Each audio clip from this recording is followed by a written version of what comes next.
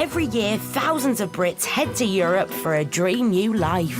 To a dad, that is just pure pleasure. This is heaven on earth. But sunshine and scenery and a great lifestyle need to be paid for. My bank is empty. We've got nothing left. So to fund their fairy tale, get your little fishy when the boat comes in. brave Brits are taking the plunge and going into business. On this series, we follow those expats. Dave, you got any euros? Setting up anything from bars and boat charters in Spain to vineyards and B&Bs in France. Not happy. Not happy. Will they flourish? We're going to do it, we must do it properly. Or will they fail? Money doesn't grow on trees. It is life or death. And can they really make a life in the sun pay? Fans broke down. You are joking. It went bang. On today's show, Who's going first? as they start enjoying their new life in the sun, there's no going back for this couple. I've got my burial plot somewhere over there. Oh, Stuart.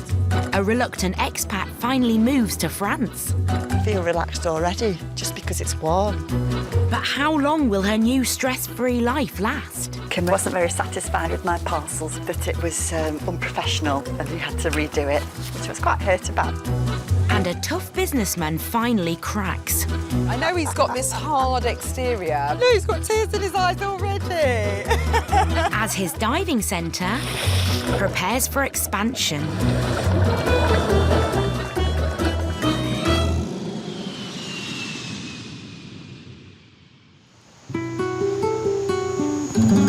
The province of Almería, southern Spain. Since the thermometer was first invented, recorded temperatures have never gone below the freezing mark around here. The average yearly temperature is 16 degrees Celsius. No wonder it's now home to about 50,000 British expats. The latest to join them are ex-hairdresser Amanda and ex-construction manager Stuart Brignall and daughter Amira. We're sat here smiling and we look around and you think, every day you get up and you go, oh wow, we live here. 5 months ago, they left Whitby on the North Yorkshire coast for the tiny remote village of Piedra Amarilla, slap bang in the middle of Europe's only desert. They have now relocated to their dream 3-bedroom villa with a swimming pool and even an amphitheatre. They got all of this for a little under €130,000. Look at our face. Yeah, definitely. We're sat here. We're planning to go to the beach tomorrow. You look out on the hills, different clouds going over it, gives it different shadows, and the mountains change every day. And after months of painstaking renovations by Stuart and clever bargain hunting for their equipment by Amanda, their bar and community centre is now up and running after a successful opening night. 6 hours of non-stop serving. We could have had another hour of serving, I think, but... Another €100, but biting at the bit for to start the next one. Now they're open every day. What can I get you? Oh, go on. Here we are. Is that wrong? A fiver. That's a bit expensive. Start robbing the customers, it's not a good start, is it? Amanda and Stuart are touting for new business all the time. Hello! Hello. So what was your name? Amanda. Amanda will talk to anything. Amanda will talk to that lamppost if she gets a chance. Hello! My sugar, she's a rescue dog. Hello! Today, Amanda is meeting the Animal Protection Society, Nice to meet you. I am Stuart. a charity run by British expats in the nearby town of Albox. Amanda persuaded them to check out the community centre after meeting them at the supermarket. I've been eating alioli sauce, Steve. Great start. The charity is looking for a venue for its autumn fundraising event, so it's time for the hard sell. See what we've got to offer, and then if it's something that maybe you can utilise. It was originally like stables and then they converted it to this half-heartedly. Stu's had to rewire it, replumb it. Whatever you choose to do as your fundraising event, we'll adapt this building and amphitheatre to whatever you would like to use it for, really. The potential is amazing. Oh, it is. The meeting seems to have gone well. I'm a hairdresser, I haven't got any cards done for this, but that's my mobile number for my hairdressing. Oh, you're doing hairdressing as well? Yeah, Oh, yeah, heck. yeah. Wow, we're that busy, aren't we? Well, we'll see, yeah. No, do I nothing. Good luck. And although Amanda isn't willing to stretch her services as far as dog grooming, Take care, bye. the fundraisers have decided to rent the bar and community centre for their function. I still pencil it in. So is that a pencil booking? To me, having bookings in the book, in the diary, proves that it was the right thing to do. Excellent. Up to 75 people will soon join the fundraisers for El Teatro's first evening of food service. We're going to do a dinner dance, I think, and get live music on. That means more money. Yeah. With no experience at all in catering and just a second-hand kitchen to see them through, Sam, I'm going to fret now about them bowls. If you're saying we need more than one bowl per table... Oh, yeah. will this be a recipe for disaster?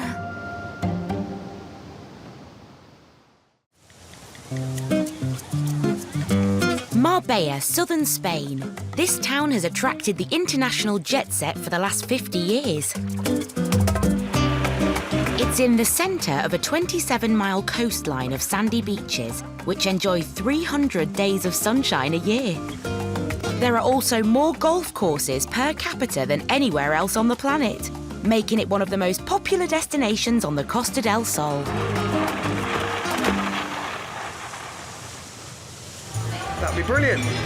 Former journalists Simon and Natasha Bell left London to follow their dream of setting up a diving franchise here.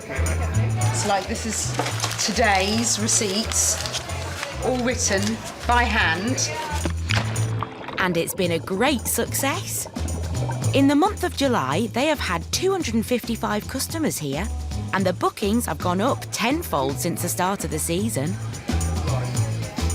I just couldn't think of anything more boring in life We're quite... than counting and filing paperwork. Yeah. It is a good thing that I am in charge of the finances. Right, you getting in? You're going to school. Today is a big day for Simon and Natasha's family. It's son Ruben's first day at school. You're going to meet some new friends today. No meeting new friends. The success of the business means that Simon and Natasha have now been able to afford the best international fee-paying school on the Costa. In London, a similar place would have cost them £15,000 a year. Oh my God, this is chaos, isn't it? Here, it costs less than £3,000. It's worth it, I think. If we were in England, we would want him to go to a school of sort of similar standing, I think. I feel quite emotional, actually. Yeah. Simon's very soppy. I know he's got this hard exterior. He's very... Look, he's got tears in his eyes already. Oh, bless. Back at work, despite the dive centre's success, Simon's not resting on his laurels. He's looking to open another dive centre in a little corner of the UK, lying just 50 miles down the road.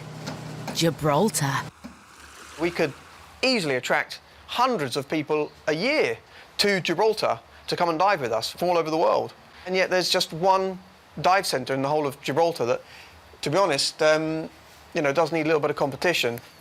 How much more have we got to get in? Sometime in the very near future, we'll have Simply Diving number 3 in Gibraltar. See, I just blanked that out of my mind for the moment. I'm enjoying my sleep at the moment, and I would like to just continue enjoying my sleep that little bit longer.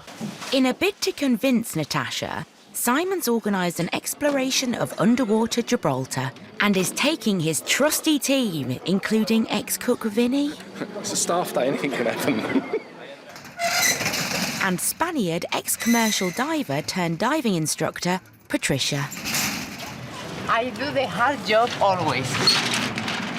She's tough. The staff are all excited, as always. Jumping around like little kiddies. What are you doing? See what I mean?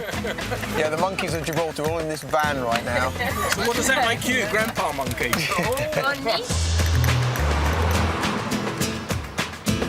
Perfect day for diving. The sea is absolutely flat, and we've got a bit of sunshine as well. Gibraltar is the smallest of all British possession. It has an area of only 6.7 square kilometres, 100 times smaller than the Isle of Man. There are 30,000 residents here. This land was conquered by the British 300 years ago, and Spain has made claim to it many times since then. But the proud Gibraltarians have always voted in favour of remaining British.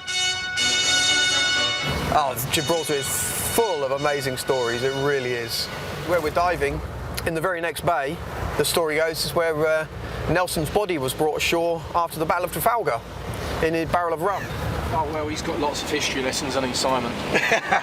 He's got a story for every occasion. Simon's team are minutes away from Europe's first ever artificial reef and one of its best dive sites.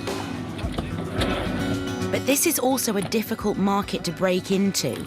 The startup cost will be double that of Simon's new Marbella shop, and he will need to gain permission from 3 different Gibraltar authorities.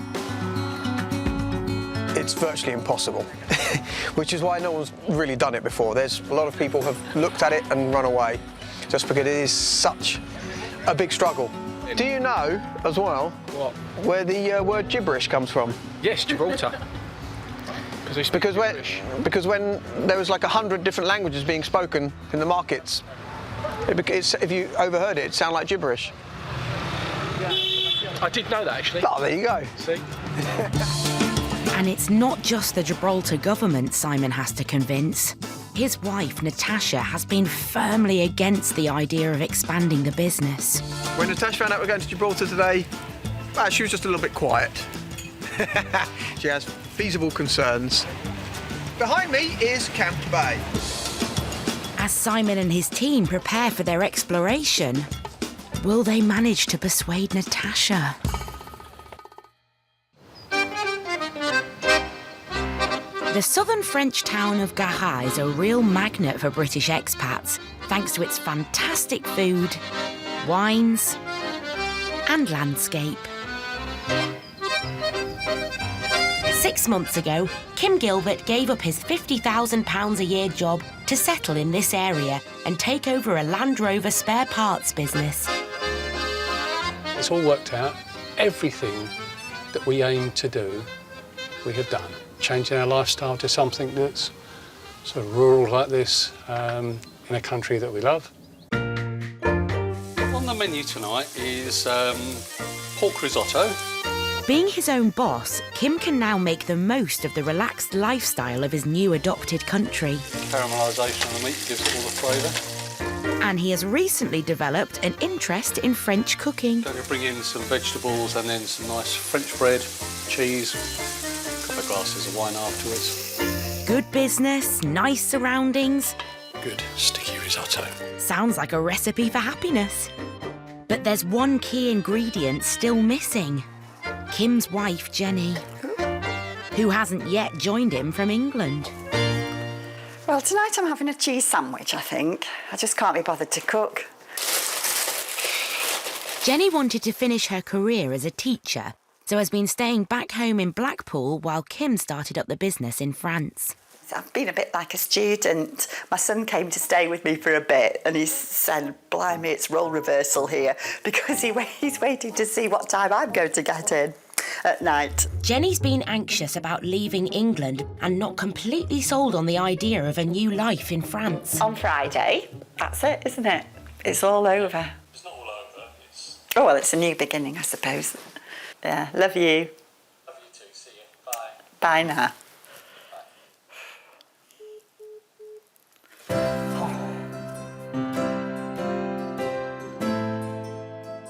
Jenny's final countdown has started.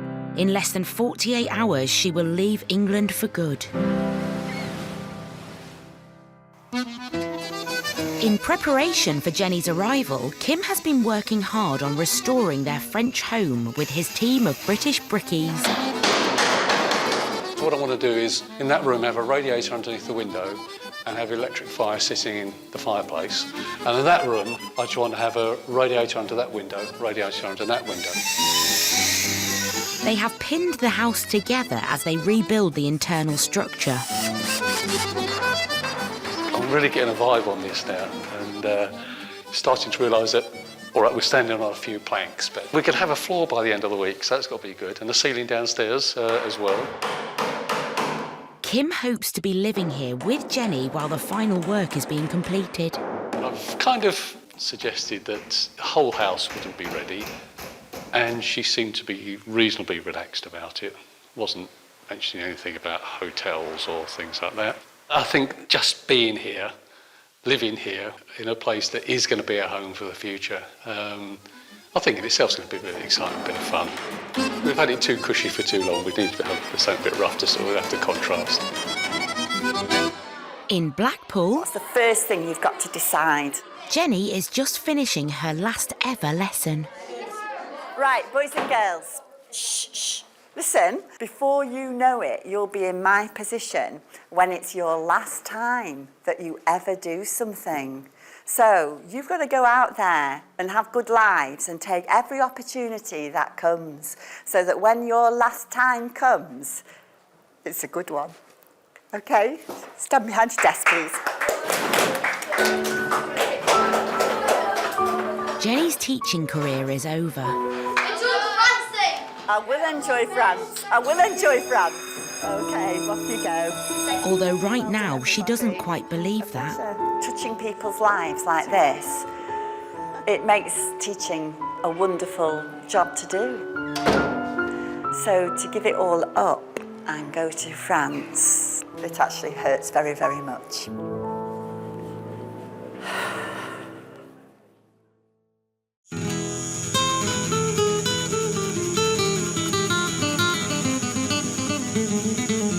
In the Spanish province of Almeria, Stuart and Amanda Brignall have finally settled into a more relaxed pace of life. Right, here we go, baby. We're off. We're off. Today they've decided to drive to their nearest coastal resort, about an hour away from their home. ¿Dónde está el beach? El beach, is that El beach? They are joining Stu's daughters from a previous relationship who have come over for a visit. They've all travelled to San Juan de los Toreros for some well-deserved fun in the sun. With jagged mountain peaks framing the skyline, San Juan's crystal-clear waters make it popular with families and divers. Who's going first? Not to mention jumpers. Come on, you can do it. Big jump.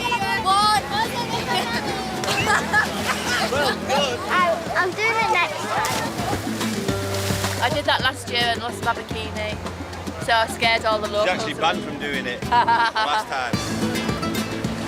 It's what makes all that hard work worthwhile. Definitely. Here we are, smiling our faces off. This is our destiny, this is our... Going nowhere. We're going to live it for the rest of our lives. Going nowhere, yeah.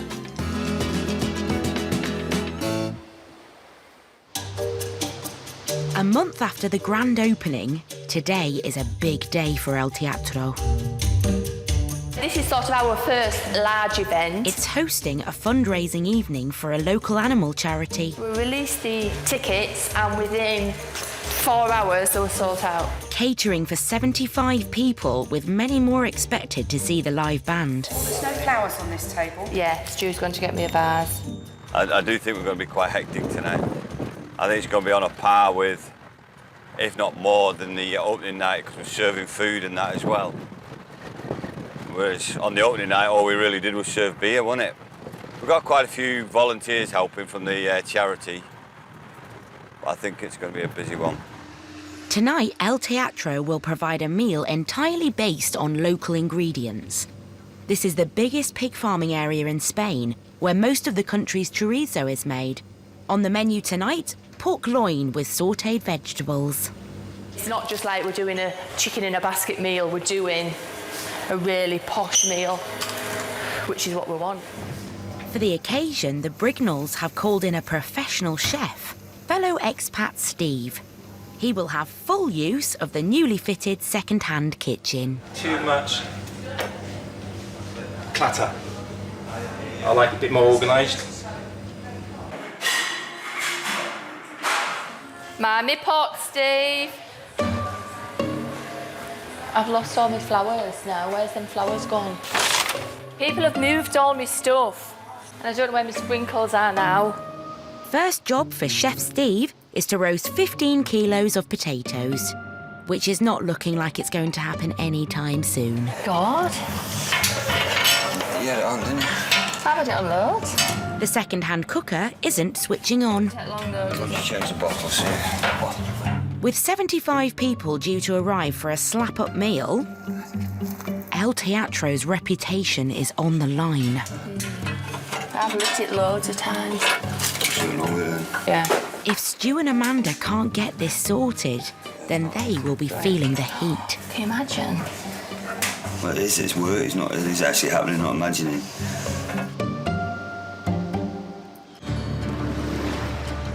In the British territory of Gibraltar... Thank you. Grab this way, please, children. Ex-journalist Simon Bell is looking to expand his diving franchise, despite wife Natasha's misgivings. Behind me is Camp Bay. They've been creating an artificial reef project here since the 1970s, sinking lots of boats. After leaving the UK and opening 2 dive centres on the Costa del Sol, Simon and his team are now trying to expand their business back in British waters. In this little small region, there's about 16 wrecks. And what we're going to attempt to do, because you're all very good with your air consumption, is try and show you at least the 6 or 7 main wrecks that are here in Camp Bay. And we can do it all in one dive. So 1 dive, 6 divers, 7 wrecks. OK? Simon is about to explore the Gibraltar Strait, but the firm's accountant, his wife Natasha, is not looking forward to the move. Setting up new anywhere takes a lot of money, even on the most basic scale, and especially with diving. You're having to buy new equipment for all your prospective clients. That's a lot of investment. It's a lot of money. Natasha isn't keen, but Simon is determined to prove that there's good business to be had here. In the 1970s, the Strait of Gibraltar suffered from a dramatic loss of marine life. In a bid to provide a new habitat for fish, more than 30 vessels were deliberately sunk in these waters.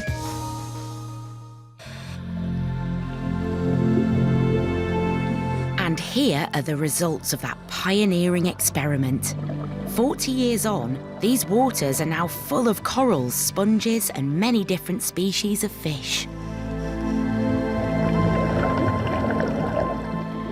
And this is what most divers will be coming to see.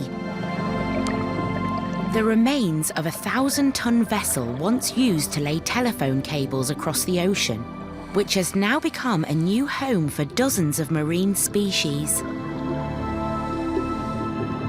Despite being at the bottom of the ocean for 25 years, the vessel is still intact, so the team are able to explore every room.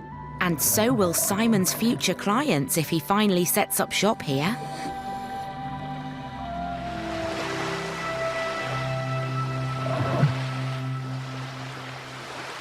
Yeah, that was absolutely smashing. Pretty good. 7 wrecks in 1 dive. Not bad. Simon is convinced there is no shortage of options for a new diving business and is determined to sell his plans to Natasha. His team will back him up. Here you've got everything. You've got the wrecks, you've got the marine life, you've got the corals, the sponges. For me, it's one of my best. I love it. There are a lot of new unibrands, octopus. And don't forget, this is your first dive in British waters. For a Spanish, that's quite a monumental thing to say you actually dived in British waters. No, Isn't that great? Gibraltar, español. She didn't mean that. She didn't mean that. In Marbella, Simon pays €1,200 a month for the rent of his diving shop premises. Here, it would be an entirely different kettle of fish. Due to the lack of space, rents are much more expensive than Spain, so he plans to run the Gibraltar operations not from a shop, but from a ship. A little one. A boat, actually. But this is where we'd be moored anyway, in Marina Village. So he's taking his team to see where their Gibraltar base would be. What I want, and what I'm encouraging Natasha to want, is to have a boat that's big enough for at least a couple of cabins that we could use on low season, and we can sail up and down the coast in it with Ruben. We can use it as an actual small dive centre, so we can have a classroom on it, and we can store equipment on it. And we've been told by Gibraltar that they would be happy for us to register the business at an address if we had a permanent mooring with a boat that was of the right size. But there is one further authorisation Simon has to get before he can even think about opening a new dive centre. The one from the firm's accountant, his wife, Natasha. Simply Diving. Simply Diving Marbella. Yes. Cheers, Ruben! As Simon and Natasha go out for dinner with Simon's parents, it's the perfect occasion to discuss expansion plans. It has been a lovely year. And next year's going to be even better. Yeah, absolutely. Because not only are we opening a new dive centre in Gibraltar... That's going a bit too far, but we'll talk about that later. Oops. I don't know if we are ready for Gibraltar yet. And that's exactly what you said about Marbella. Oh, dear. I'd like to give Marbella another views, and maybe we feel we get everything out of Marbella that we need, and we don't need Gibraltar. Oh, yes, we do. That went well. Will Simon be able to convince his reluctant wife to expand their business before the season's over? There's a lovely Greek saying that says, the husband is the head of the family, but it's the woman who turns the neck. I will be turning the neck. Away from Gibraltar.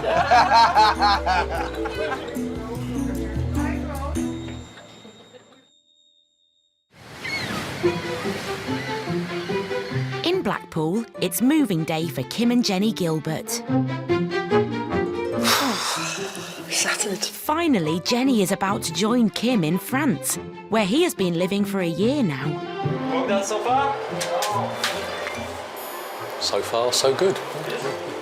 Sofa. Sofa, that's what I said, yeah. Kim and Jenny have been living apart for 12 months now. As they empty Jenny's flat together... Just the bits that Jenny missed, that was all. Don't get me started. They also have to readjust to being husband and wife. I expect you'll be doing the sink after I've finished as well. Got the job done properly. There's no going back. Everything's out. It's on a wagon going to France. Don't stop me now. But will Jenny be having a good time? Let me know. Now what have we done, eh? I know. As they say goodbye to England, they start their romantic journey towards their new home. Or maybe not. And then we're going to take the next right. Soon after arriving in France, they got lost. Next roundabout. Whenever you're navigating, you have your finger on the map where you are, and you didn't. Nonsense. My finger was on the map, it was just on the wrong bit of map. They were meant to be at their new home 2 hours ago. Go left. Oh no, we're going right. I bet you £100 million you would have taken the A10 in mistake for N10 as well. Instead, they've been going round in circles on this stretch of road. You said, I'm quoting, "It's all right, Jenny, you can put the map in the back. I know the way from here." That was the bit where we went wrong and had all the troubles. I think we'll agree to disagree on that. I think so. After an eventful 72-hour trip, Kim and Jenny arrive at Chez Gilbert, which Jenny hasn't seen in the last 3 months. Moment of truth, Jenny girl. It is indeed, isn't it? I can't wait to see it. Kim's friends Mark and Steve have been working flat out, but with everything rotting inside the 19th century house, renovations are taking longer than expected. Those aren't quite finished yet, are they? The electrics aren't quite what they should be. But the floors have been laid and the house is beginning to take shape. OK, that's the old door. As 2 of the 8 rooms are now complete. Oh, wow, it looks like a proper bedroom. Oh, look at these cupboards. They're beautiful.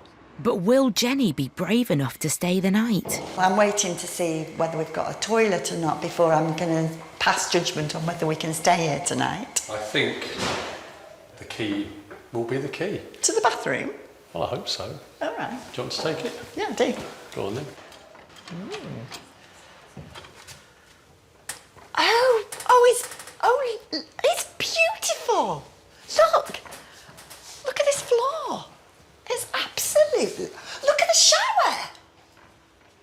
amazing. Truly. Look at these, put a curtain up. Mind you, very big sized toilet roll. I think we'll have to do something about that. This is great. That's a fantastic show. Yeah, I've no problem with sleeping here tonight. So the builders have come up trumps. If Thank Jenny's you. happy, I'm happy.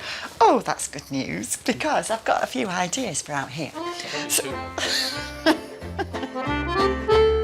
Are you happy? Me? Yeah. I'm happy here now. Oh, that's really nice. Kim is sure this is the start of a better life for them. We're moving into a pace of life that kind of fits over here. And that includes doing absolutely nothing at all on a Sunday. Over here, you just... What's that word they use? Oh, relax. Yeah. I think we've actually made the right decision. And the Gilberts are back together. Got to just learn to live together again. You like having a new boyfriend. Ah. Yes, do you? I'd go with that. Yeah. It's autumn in the Spanish desert and it's 23 degrees. But with 75 people expected for a sit-down meal at their community centre's biggest event so far... No, let this part again. Stu and Amanda Brignall desperately need their second-hand kitchen to work. Which way's on? That one, yeah. That's right. The oven isn't lighting. 1, 2, 3. But eventually... Oh, yeah, it's lit, it's lit, it's lit. Phew, the animal charity event can go ahead as planned. I don't stay calm, but I deal with it. I was more demanding in England than I was here. Oh, yeah. Oh, definitely, yeah. 101%. Yeah, definitely. Yeah. You're a lot more relaxed here. Nuts. I dropped them. Well, we're going to start a new tradition. The Greeks throw plates and we're just going to throw nuts. We haven't had a massive fallout, have we? Not yet. Probably jinxed it now. Yeah. You've messed up my bar now. Stu, you just stood talking. Oh, and you've not been doing it for the last 3 hours? No. Oh, and I've done this on the table and I've done that on the table. The panic in the kitchen is over, but there's another emergency to deal with for Amanda and Stu. People said they weren't coming, now they've sold the tickets to somebody. The evening is already sold out, but another group of diners have just announced their arrival. Just going to pick up a few more chairs. A couple of people that cancelled have now decided to uncancel. I've been going on about this for about a week, but Amanda's like last minute instead of like going and getting them yesterday, it's all rush now. But it keeps you on your toes. Nice one, mate. Sorted, yeah? Yeah, be all right. Oh, that's gorgeous. And that will soak in with the pork. Mmm. As the hungry punters descend on El Teatro, 20 more than they'd planned for, Pint of telly, pint of lager. their kitchen is again under severe pressure. One of the microwaves isn't working. One of El Teatro's second-hand microwaves has broken. Don't stress me. So there's 75 plates of vegetables and just one microwave to reheat them. Nah, that's not working. What if it's the plug? Good luck, Amanda. Steve, I'm fretting. Are these warm enough? No. Panicking. Why are you panicking? Because I can't get these heated enough. I don't know what to say, babe. Disaster. Well, it's 25 to 8. We said to be deep for 7. This is horrendous. Now I'm struggling. I'm behind. No, they're not hot enough. Oh, Steve. And the reheating emergency hits new highs. I think this microwave just blew up then. Sure. I just heard like a bang. Every microwave in the kitchen is now broken. Time to employ some good old-fashioned reheating methods. Good, this spider thing, innit? You just like to watch me squirm. You knew there was a way around me microwave dilemma. I thought she slightly panicked. I think she wanted to do so well, which we did, and no one was angry with the service. Yeah, I think she was okay. She was really good. For a second chef, no. Eventually, all the guests are served their mains. That food looks amazing. And a little later, Amanda's special cheesecake. So I start cutting the next cheesecake. Sorry, I've had a bit panicky, Steve. With no leftovers for doggy bags, the charity evening has been another huge success. It's just the old adage, you do business with people that you like and you trust. And these two have got it in spades. And it seems like the desert expats are finally warming to El Teatro. Oh, they've got all sorts. We've got a quiz night coming up on Friday night, which we're going to come to as well and join in. You know, it's just nice to have a variety of different things and new people, you know, in the area. They're our neighbours, actually, because we live just over the back here. They're a nice couple. It's a place that's needed in the area. This is exactly what we need here. They make you so welcome. We've become good friends and, you know, they do anything for us. And we're doing it for them, they're great. I think they've done brilliantly taking on this place.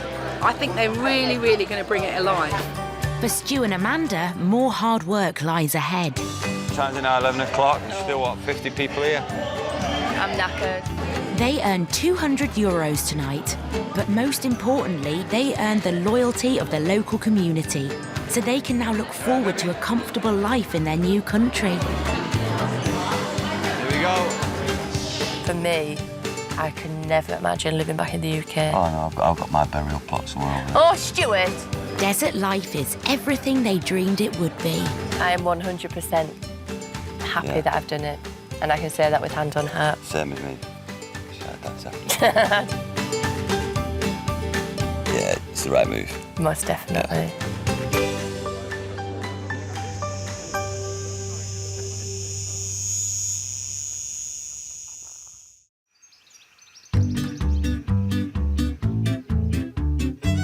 Charente, southwest France. It's 4 days since ex-teacher Jenny Gilbert made the biggest move of her life and joined husband Kim. It feels great. I already feel stress-free.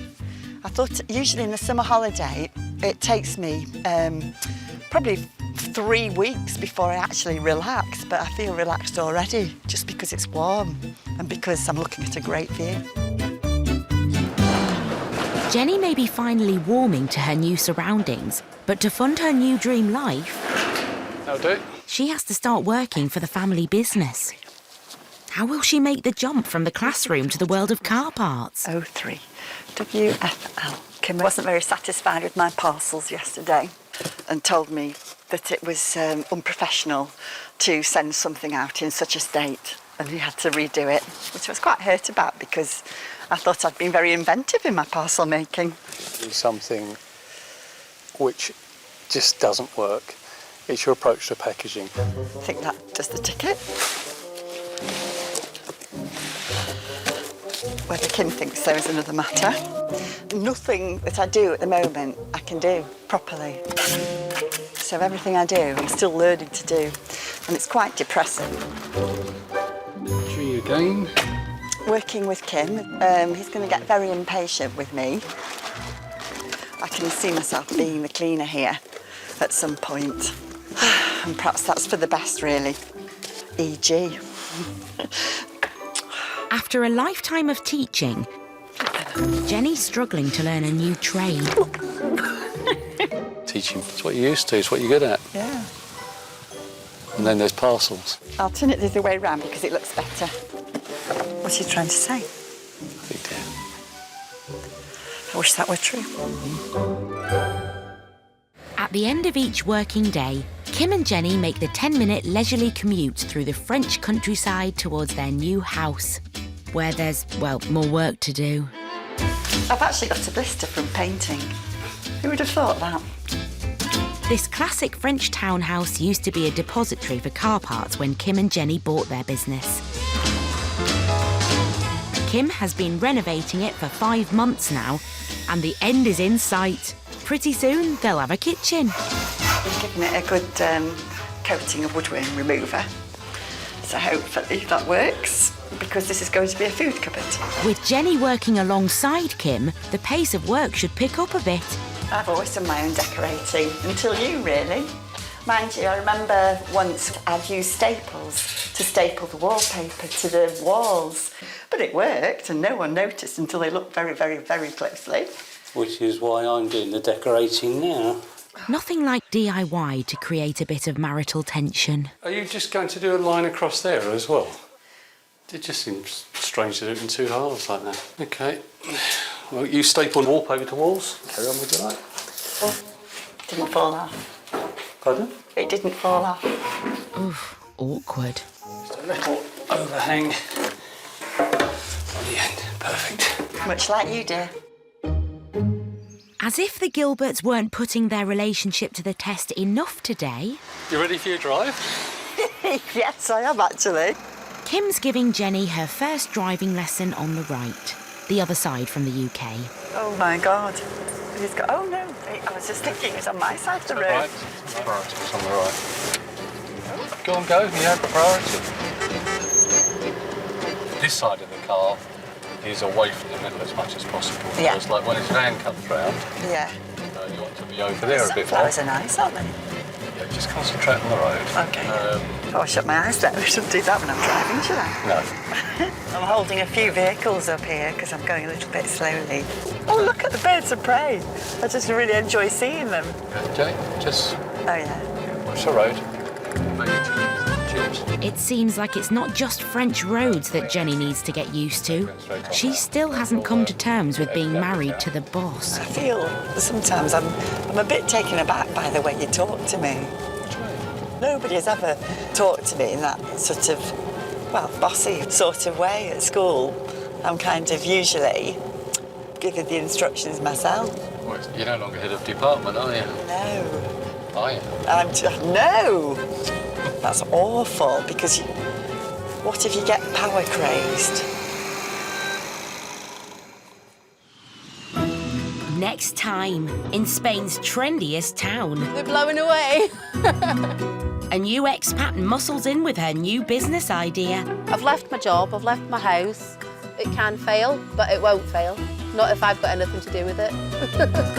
As orders take the plunge, I've got nothing to do.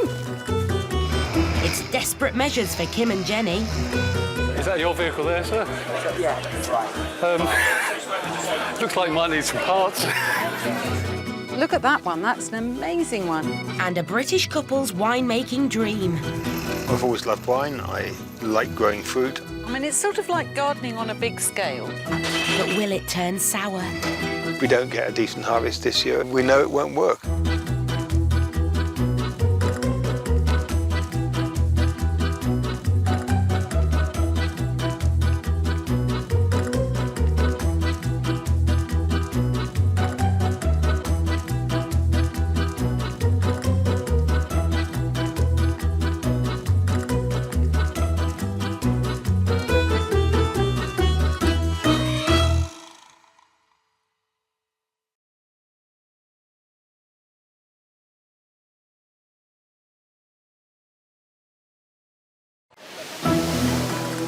Every year, thousands of Brits head to Europe for a dream new life. I feel relaxed already. And breathe. But sunshine and scenery and a great lifestyle need to be paid for. We have to get going, because that's what we're here for, to run a B&B. So to fund their fairy tale, Champagne tastes and lemonade money. brave Brits are taking the plunge and going into business. What could go wrong?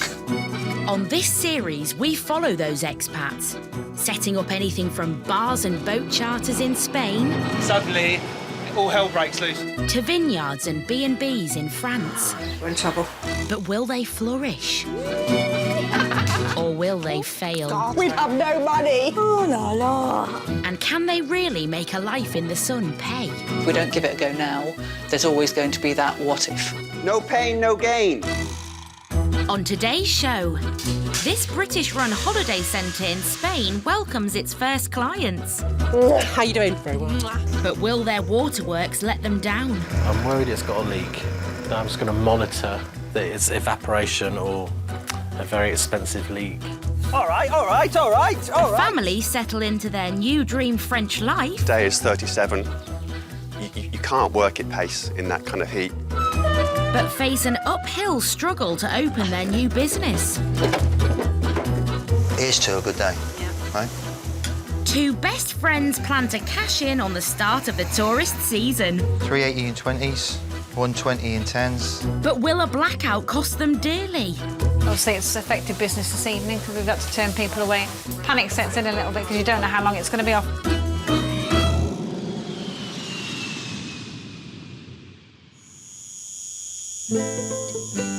Almeria, southern Spain.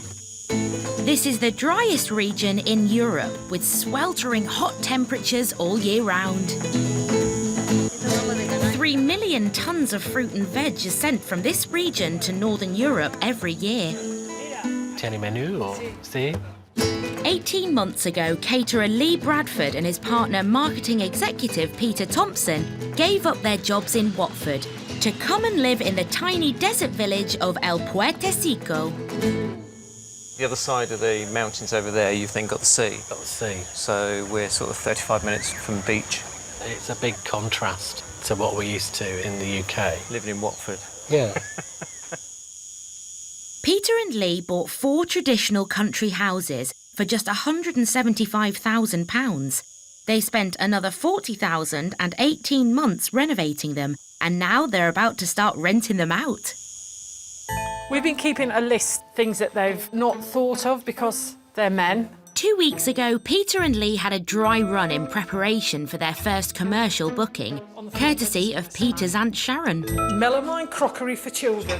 Coasters, because I don't want your furniture marked. Ironing board, the foot's missing off the ironing board, Lee. It's been a learning curve. You've upgraded it. It's now time to work through the snag list left over by Peter's aunt. The thing about the plastic crockery for children, I can fully understand that. But then again, I've never been to a rental that's had plastic crockery. But things like the kettle where one of the stoppers had come out of the foot so it wasn't flat. But the bit out of all of them I don't understand is toast rack. Despite the 2-page list, Peter thinks they didn't do too badly for first-timers. I think we were quite pleased because if that's all you could find, then great. I think that's good. It's 9 a.m. With the imminent arrival of their first guests, there are some big jobs still to do for Peter and Lee. We made a bit of a mistake when we had the swimming pool. Painted the pool, didn't read the instructions properly by saying it needs to be left for 2 weeks to set, to cure. And because we'd never had a swimming pool before, we left it 2 days, but unfortunately then started peeling. So we transferred all the water over and then got someone in to paint it professionally. So now we've got the water delivery coming. Right, I think I know how to do it, I think. Among the guests coming to stay at Peter and Lee's next week will be an 18-month-old baby. Push that down, and it goes down. Then you go up. Time to build a cot bed for Peter and Lee's youngest guest. Bother. I'm an instructions man. I will open the instructions, I will take out all the pieces and then follow the instructions. Give me that one bit. Please, thank you. Every time he doesn't say please, thank you, I say it. And I say, right, you wait till your mother comes, I'll have words. Your son wasn't brought up properly. After half an hour of work in the sweltering Spanish heat, Please, thank you. Peter and Lee can now cater for the baby guest too. That's it. Gonna have a cup of tea. Get any lip and you're spending the night in there. That's one job ticked off the list. Finally, Peter and Lee's pool is filled with water, and it seems like they may be ready to welcome their guests. Or maybe not. The pool normally loses, 5 centimetres a day in just evaporation, but this one seems to have been losing quite a lot. And I'm worried that it's got a leak. I would imagine if there's a leak, we're going to have to drain the water. And then they'll reconcrete the bottom. Water is expensive in the Spanish desert. To fill the pool, which contains 44,000 litres, they need 4 lorry loads costing €60 each. It'd be like a sinkhole here somewhere. You're walking along, all of a sudden it just collapses into a sinkhole. That's not funny. That's not funny. With a possible major leak just days before the arrival of their first guests, Peter and Lee have their work cut out.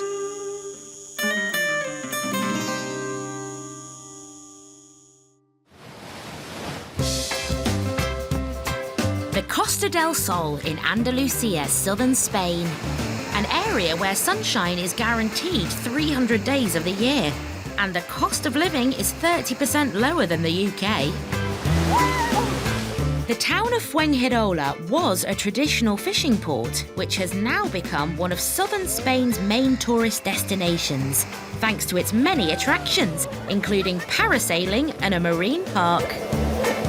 It's also now home to best friends Gary Adamson and Karen Hiles, owners of recently opened Sam's Bar. We've got sunshine, Sea sand. and sangria. Life is good. Gary and Karen have put all their money into the bar, situated on the Los Boliches seafront. This for us, it has to work. Fine, I think it's a risk, but it's a risk that I think we can pull off. Well, you know, we're going to give it a right good go, aren't we? You know, we're going to give it everything. We'll have a laugh along the way, won't we? You know, won't we? Well, I laugh at you anyway. Sure, I'll be crying on the way. I don't know about laughing. You will be. No, you will be, to be honest. After a successful opening night 6 weeks ago, And now the bar is open. Thank you. Thank you very much. they've been hit by a costly setback. Okay, it's just ridiculous, isn't it? The council objected to the bar's colour scheme. And down. A replacement awning would cost €3,500. No, it's not that bad. So Gary and Karen have decided to appeal against the council's decision. We spent a lot of money out on our terrace, didn't we? Because it's our shop window, so we knew we had to spend money on it. Money that you haven't really got. What reserve you have for your first couple of months can easily get eaten up. But after an anxious wait, there's good news. They've now discovered they've won their appeal. We had this beige issue going on, but now they've had their meeting and they told us that we can actually keep our total, keep our colour. So, because it's not a million miles away from their beige colour, so our beige now is kind of like their beige, which is an accepted beige. But just when they thought their problems were over, the building behind has embarked on some major work on its facade. For us here, it's probably going to be about 3 to 4 weeks before they're all finished. And where they're working up above me, here, all the dust and everything is just coming right into the sides here. But Gary and Karen need to keep the cash coming in.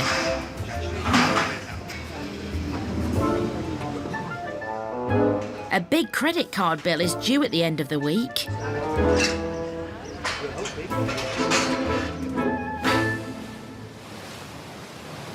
It's 8 a.m. on Easter Sunday, and the seafront is already filling up. It's the unofficial start to the tourist season. It's just a short walk to work for Gary and Karen, who are hoping today will help turn their fortunes around. It's now time for Gary to do his normal little ritual every morning. I'll always go through the kitchen and then out through the front door. I think it's bad luck to go out of the different door that you came into previously. I'm superstitious, but not that superstitious. Thankfully, it's not just superstition Gary's relying on to succeed. You always take my back. We spent a lot of money so far, and with one thing or another, with the Toldo issues and everything else that's gone on. Today, this is where we start reaping a bit of the money in. We're expecting our best day so far today, but today we're hoping, fingers crossed, that this is going to be the first day that we actually break the €1,000 barrier as well. Well, personally, I like to make 1,200, but if we can beat the 1,000, then I'll be more than happy with that. With those credit card bills to pay, Gary and Karen are hoping a fresh food menu will give Sam's Bar the edge on what's promising to be a busy day in Fuengirola. It's all home-cooked food. It's not frozen vegetables, it's proper vegetables. And well, what I would call, coming from Somerset, proper food. It's proper food. One small, one large. I'm never going to assume, so is that what? It's just a worry because obviously we haven't got our regular chef in because of illness this week, so we've got some people helping us, like, we're absolutely fantastic and really, really professional, but it's always that worry. We always have a routine on a Sunday where you know things are done, you know things are done at certain times, and you don't have to worry, but there's that little extra worry today, and it's a really busy day today. We've got the most pre-books that we've ever had. Cheese and bacon quarter pounder. Okay, it comes with fries and everything, okay. We've got our table plan in place, we know when everyone's come in. Karen stresses, and you can't do anything about that. As they brace themselves for the Easter Sunday service, will they hit Gary's ambitious €1,000 target? Right, get out there and start clearing some tables up.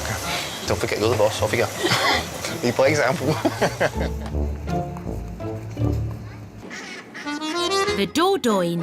This is one of the prettiest areas in France, surrounded by many medieval chateaux. The region also produces more truffles than anywhere else in Europe. What cow cheese? It's 7 months since Mark Young and his French wife Sylvie left Kent to settle in the town of Rouffignac, where they are renovating these holiday cottages. C'est bon, hein? Work, work, work, money, money, money, wasn't it? But we've come here. We watch much less TV, don't we? Don't watch. We spend a lot of time talking and being a family unit. Work has just restarted after Mark's recovery from a painful hernia operation 4 weeks ago. To ease the pain, apprentice builder Sylvie is working hard to meet experienced builder Mark's high expectations. Come on. The pair met online whilst living in the UK, and ex-builder Mark was clear from the start. Okay. Your profile was like, you know, if you like DIY, if you know about painting. I always remember I put, if you're any good at designing kitchens, Yeah. please get in contact. Yes. And I was doing up my flat in Stratford at that moment, and you know, and I liked your face. Allez, hop up. It's now the beginning of June. To balance the books, Mark and Sylvie need to start renting out the house by next spring. Starting to get hot up here. So Mark is trying to make up for the 4 weeks he lost because of his hernia. As you can see, the confidence in my right leg now is much, much better. I can walk around with loads of confidence, which just a couple of weeks ago, I couldn't do that. I was too nervous, but it's great. Floorboards shifted. It's time to screw them to the beams. So Sylvie's been summoned upstairs to help. But there's just one small hitch. Oh, la, la, la, la. Oh, Sylvie can't stand up. She's afraid of heights. Come on, honey, up you come. Come on. Right, I'll just run 3 boards along here, because this is quite a straightforward run. I'm all right now. I'm holding on. It's a floor. You can't fall off the floor. Do you know? There's a gap in your floor. This is the beam we're screwing on, OK? Not this one. This beam stops about here. No. Try and make it perfectly level with the surface, yeah? Yeah, it's level, isn't it? It's about 0.5 millimetre too far down. I did think way back in England, like, ooh, can we work together? Because he's I was going to say control freak, but it's not really a control. Yeah, perfectionist. More polite word. Going the right way. It's not long before ex-coffee shop manager Sylvie gets to grips with the power drill. Hey, there we go. Now we're moving. If they're to catch up with their 4-week delay, Sylvie has to learn how to cope with the more difficult tasks on her own. I'm not peeping on her, honestly. I'm trying to concentrate on my own work.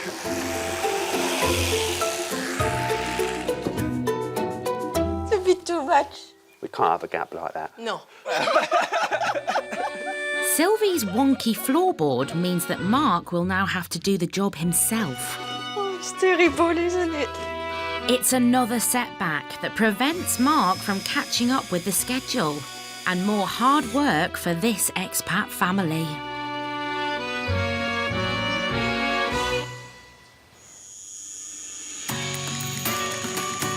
Almeria, southern Spain. One of the regions with the highest number of expats in Europe, and a market that rookie hoteliers Peter Thompson and Lee Bradford are keen to exploit. Neighbours the other side of the hill to us, their daughter got married probably a couple of weeks ago in the UK. They're having a blessing at the house next Wednesday. So the groom, all his family is staying here. This is the full, proper, very first paying guest, so yeah, it'd be interesting. The arrival of Peter and Lee's first guests is in just 24 hours. so they need to sort the pool. Let's do a trial run here to see if it is still leaking. Last week it seemed to be leaking. But there's good news. The leak seems to have stopped. We're still monitoring it, so we're watching it very closely every day. It's marked with a pencil. Now. It's there. This means a costly repair has been avoided and the pool is ready to be used once it's been cleaned. Like sort of 38 degrees, nearly 90% humidity, and you're thinking, oh, this stuff we've got to do, we've got to clean the pool, we've got to do this. And at that point you think, oh, I've cleaned the pool. You just take your top off and your shorts off and just jump in. You think, now I know why we've got the pool. With their guests' arrival imminent, all that's left for Peter and Lee to do is to stock up every self-catering unit with the essential items, which means a 40-mile round trip to the nearest supermarket for one of them. You haven't done shopping for ages. Oh, no, it's good, isn't it? Well, no, normally you're the one doing the cooking. If you've got people coming over for dinner or anything, then you know what you want. You do it so well. It'll be me, on my little own, trying to walk around the supermarket with a huge trolley. Well, you're younger than I am, so there you go, next. So today, it's Lee's turn to leave the house and do the shopping. Over to you, Peter. We need to get some light bulbs, because when we had our guests in last week, we realised we hadn't got enough light bulbs, so we nicked them out of other houses. So as other people were staying in those houses, I think they may appreciate a light bulb now in the odd room now and again. Just 3 hours later, Lee's back. Hugely exciting things. Brushes, buckets, light bulbs. Now Peter and Lee have to get all the bedrooms ready. Right, OK, fun begins. As well as stock up the fridges in the 4 kitchens with breakfast items. What's missing? Marmalade. I bought jam. Where is it then? Huh? There's jam. Have you looked in all the bags? I'll go and have another look. That's empty, that's empty. Now, unless I'm going blind... I bought jam. I know I bought jam. Yes, but you didn't buy marmalade? No, I bought jam. When I came to you and said, we have no marmalade, which bit did you not understand? I said I bought jam. And you said I can't find the jam. No, I said I can't find the marmalade. We don't have marmalade. There you go. There you go. Well, why didn't you say that? We wouldn't have wasted all this time as usual. It's not my fault you don't follow the list. Oops. So jam it is then. Oh, I can't get staff. Sorry? I heard the word off. Well, I didn't quite catch the first bit. Who eats marmalade? No one eats marmalade. Who eats marmalade?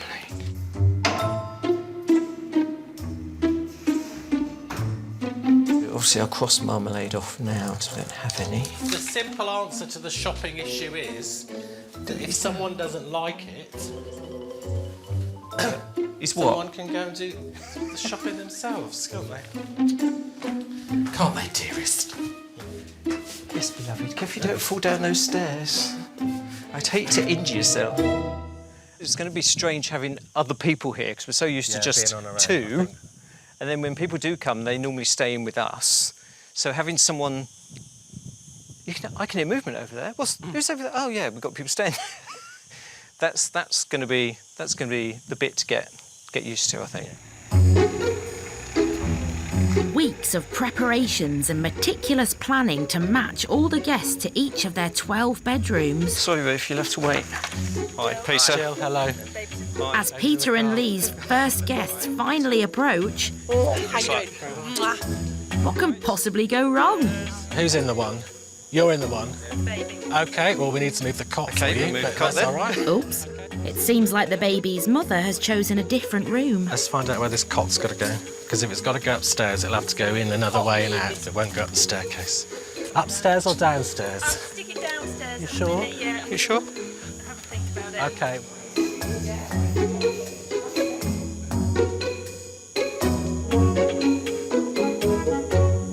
Everyone's got what they need. I think they've all decided where they're staying. For the next 7 days, Peter and Lee will be put to the test. Even though people tell you it's nice and it's lovely, there's still that bit of doubt that you think, oh, maybe it's not, maybe people won't like it. Will the newest hoteliers in town make a success of their business?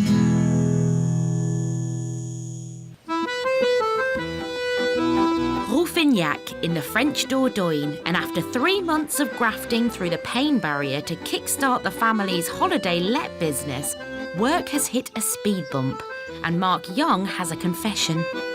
I very easily settled into the French way of life, where I'd sort of start work at 9, have a break at 10:30, 2-hour lunch break, and goûter 4 o'clock, call it a day. There's a good reason for the slump in pace, a heat wave. Beautiful holiday weather, but to work in, no. Quite a lot of the French people start really early and just call it a day at lunchtime, and I can see why. It's just so hot. Today is 37. You can't work at pace in that kind of heat. The kids can't sleep upstairs, so one sleep with me, the other one sleep in a spare bedroom, and Mark sleep on the sofa. But they have to battle through the heat as they need to finish the outside for publicity pictures so they can market the villa and get badly needed bookings. And today they have stumbled on a little bonus. We got friendly with the neighbours, and he said he had all this stone in his barn, which is worth about 150 euros. And he said, would I like it? Well, of course, I said yes. The freestone has delivered a much-needed saving of 150 euros. Be careful. Be careful. How are you going to carry all this? My hernia's repaired. You're so stubborn. Huh? He did more and more and more, and bang, you know. He said to me, I will never go again through this hernia operation and stuff. So I know he won't push himself to the point where he did before.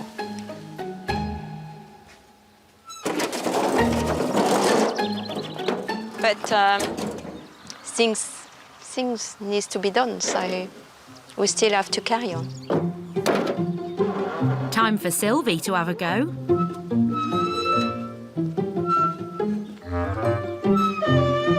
But it only takes a 3-metre journey to work out this job is not for her. So it's back to normal operations. I still not miss his muscle. 1.5 hours and 25 wheelbarrow journeys later, the stones are finally shifted, so Mark and Sylvie can concentrate on fixing the stonework on the upstairs bedroom. Sylvie, we're mixing cement. I'll mix the first batch. Okay. I'm just going to build up along here. He makes the first batch, so I can see how it's done. Doing heavy building work has been a steep learning curve for Sylvie. I do use Sylvie as quite a lot of manual labouring. I use her as a labourer. But you have to start somewhere. Right. I would like a 4-to-1 mix, OK? So quoi? 4 cement, 1 sand? No, 4 sand, 1 cement. Well, it would be very strong. Right.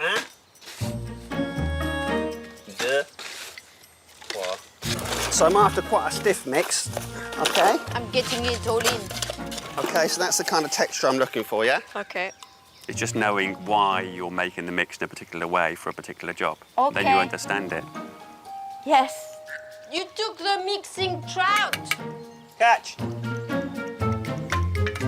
Trout, not a trout.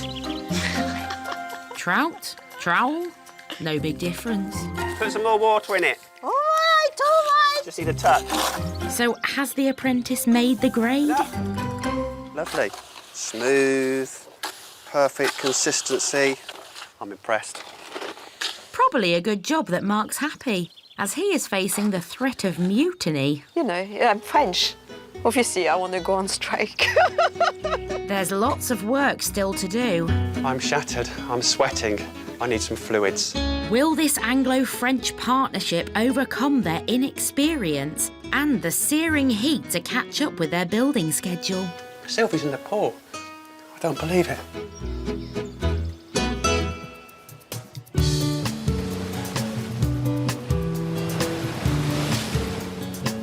Back in Fuengirola at Sam's Bar, where best friends Gary and Karen have invested €40,000 to build their new life in the sun. You have, I don't know, a dream, a goal of what you want to do in life, and I know about living the dream. Well, this is pretty damn close to it, like, you know.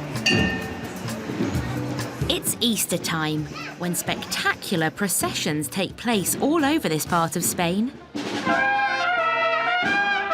Faithfuls reenact the ancient Catholic tradition of wearing a mask around town in sign of repentance. These processions attract tourists who flock to this region for the unofficial start of the summer season. And Gary and Karen are hoping that their Easter Sunday service will not only break records, €6, thank you. Thank you. but also their run of bad luck. Well, we're hoping to resurrect our fortunes, we most definitely are, you know. We spent a lot of money so far, so yeah, we're all geared up for a long, busy day. So this is going to be Sam's Bar's resurrection, basically. In spite of the unsightly scaffolding, the lure of the home-cooked food is pulling in the punters. Hello, hello, hello. Welcome, welcome, welcome. Come on in now. And despite being run by a substitute chef, the bar's kitchen is working at full speed. It's doing great, absolutely great. It's like clockwork in here today. But Gary needs to pull in more business if he wants to reach his target. Small beer? Yeah, absolutely. And the ex-Pontins blue coat knows a trick or two. An ordinary small one, Mary. Oh, look at you trying to be good.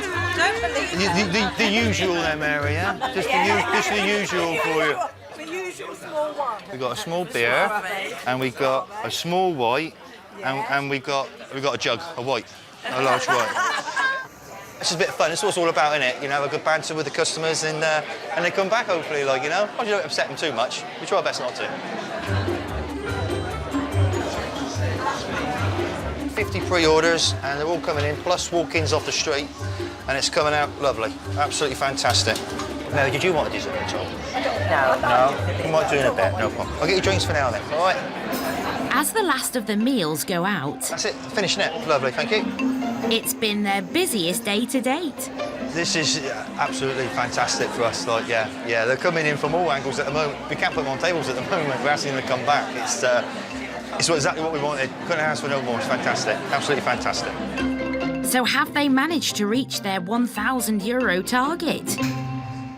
Put a lot of money into the business. It's time to try and get some back now as well. So obviously it's really, really important that we reach our figures. Okay. 400, 380 in 20s, 120 in 10s, 30 in 5s, 60 in 2s, 54 in 1s, and 12 in 50 cents. Give it to us, Gar. What do you think? What's your estimate? I think it's touch and go. Go on. Come on! You've done it! Get it! 1056. Amazing. This is great news for Gary and Karen, who can now pay their credit card bill. Game on, girlfriend. The Spanish region of Almeria, home to Peter Thompson and his partner Lee Bradford, who 4 days ago welcomed their first paying guests to their newly renovated holiday let. This is an old scenario, isn't it? So do you spend all of your life wishing, oh, I wish we'd done that, I wish we'd done that, or do you just go ahead and do it? And what's the worst thing that happens is you have to go back to the cold, wet, expensive UK. Their first guests, a party of 12, have come from the UK to celebrate a wedding. Pretty chill, hello. Hi. Baby's in the car. How you doing?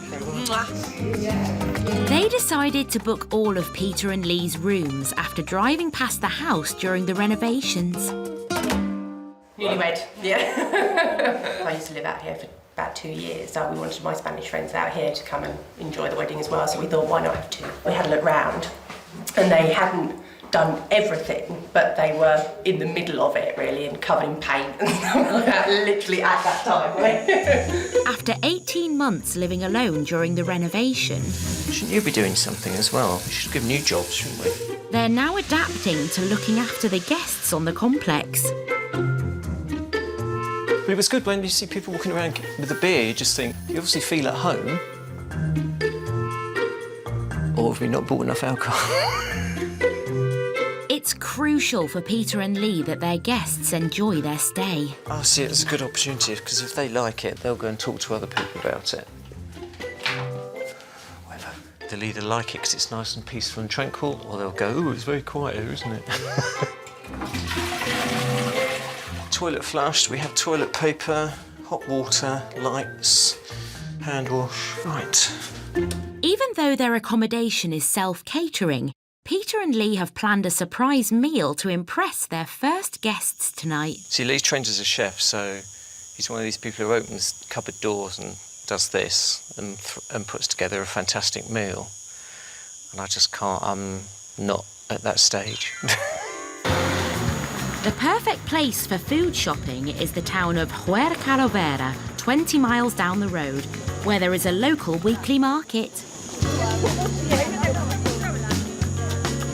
I want some pimenton. It's very relaxed and very sort of informal, like, you know, if you want to stop and have a coffee, and there's no urgency, there's no rush.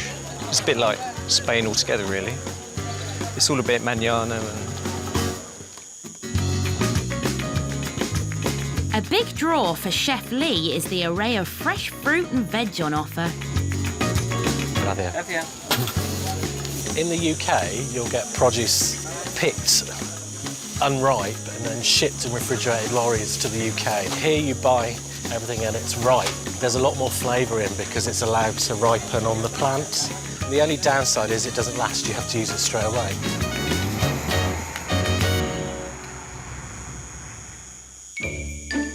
Back home, it's 4 hours to go until the big meal. They're going to let us know what time they want to do. Oh, I've told the ones in the one bed 7:30. OK. But ex-chef Lee is unflappable. So I've got things like fresh anchovy, some prawns, some squid, meatballs and some fried chicken, tortilla.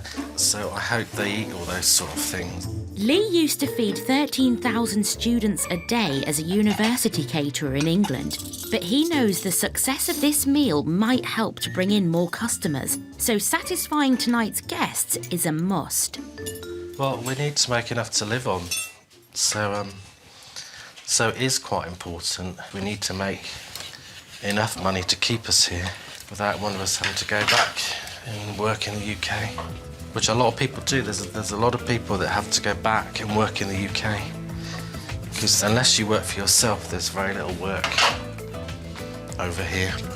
With 12 guests about to sit down for dinner, will the meal be a hit and generate the good reviews Peter and Lee's business desperately need?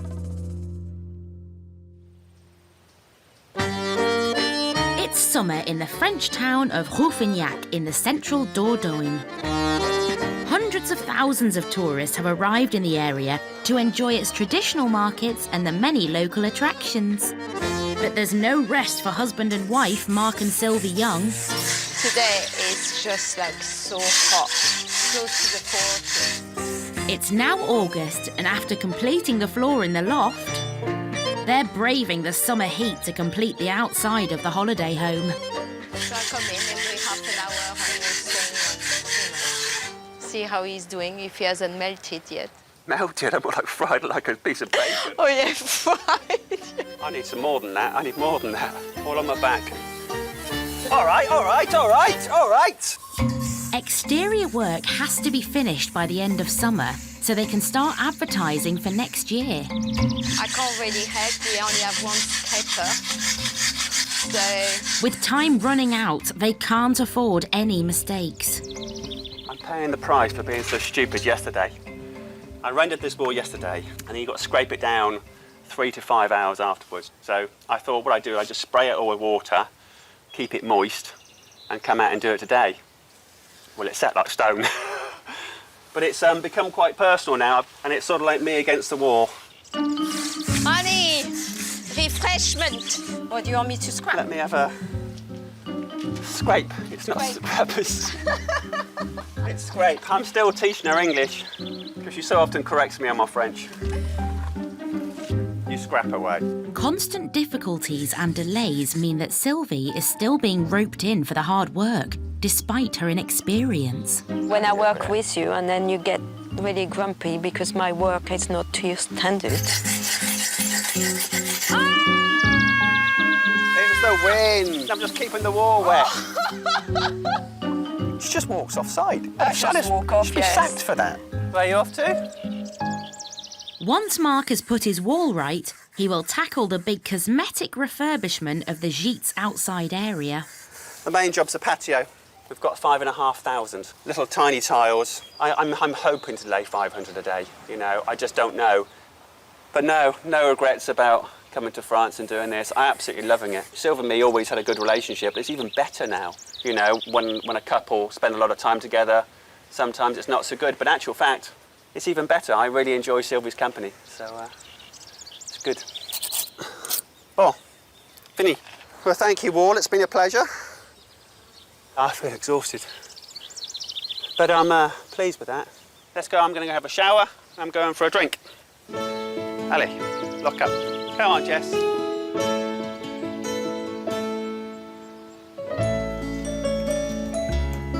But for the rest of today, Mark and Sylvie have put work to one side.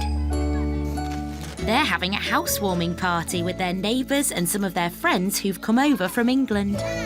Reminds me of 1977 Jubilee party in the streets. Living in France has made Mark a warmer host. Lots and lots of kissing, which is quite a nice thing. I'm quite used to it now. I feel very comfortable even kissing men, which is quite nice. When all the friends came over from England, they all went, oh my God, Mark's changed. He's so much warmer and sociable now. Not so standoff English. It's nice to show our friends and family sort of the reality of living in France. You know, they're here enjoying a sample of our lifestyle, and that's nice. Yes, it's you know, true, and yeah. it's going to be sad to see them go. I didn't want to say that because I'm going to cry. Yeah, okay. It's hard, you know, because, yeah, you realise they are friends for life, but they've got to go away. That's one of the only downsides of moving to France, isn't it? Yeah. If the Youngs are to stand a chance of carrying on living here, they have to stick to their work schedule. And 5,000 tiny patio tiles are the next big challenge.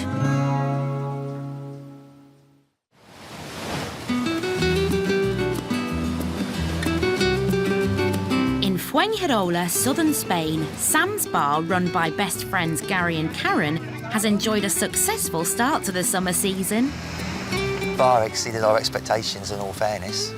The amount of customers through the door is more than expected. Gary and Karen's Easter service was a hit, but now they're back down to earth with a bump. It's now June, and halfway through Saturday afternoon opening, they've suffered a power cut. It was literally, we were just in full operation. We were looking down the Paseo just to see how many people were out and about. We come back in, the one telly was off, so we thought, oh, that's a bit strange. Then the slush machine was off, and then when we investigated further, everything down this one back line of the bar, it was all off. Panic sets in a little bit because you don't know how long it's going to be off. Or in the past, if we have little cuts and things, it rectifies itself within minutes, but obviously it's been going on for 5 hours trying to sort something out now, so it's a process over here in Spain. Gary is back in the UK visiting his son, so Chef Steve has been put in charge of solving the problem. All I've done is just rigged up an extension lead to the one existing plug socket that works. Very technical. What a chef always saves the day. The repair may be ingenious, but as night falls, it's not enough to keep Sam's open. Obviously, it's affected business this evening because we've got to turn people away. It's easier to close the bar than not give the proper service that we always would like to give. If an electrician can't get them up and running by tomorrow, they stand to lose another lucrative service. So it's our busy day tomorrow again, so we have all our prep for Sunday lunch and everything ready. That's what we've been busy doing again, and then this happens. After closing the bar down, Karen needs to break the bad news to her business partner. 2 phases are working, 1 phase isn't, and basically we can't do anything until the janitor comes out tomorrow to open up this box. I'm totally confusing you, I know I am. I'm not an electrician, Gary.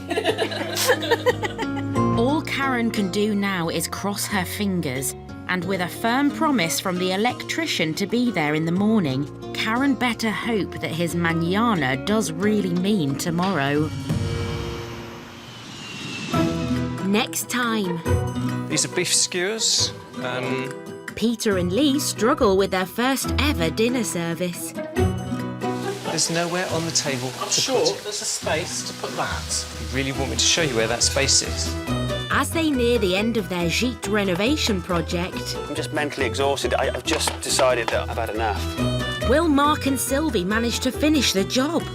When he's like that, I just don't talk to him. And a new family moves to Spain to open their dream bar. Well, kids, this is ours. We've got to make it. But are they in for a bumpy ride? My bank is empty. We've got nothing left. We need to open the bar.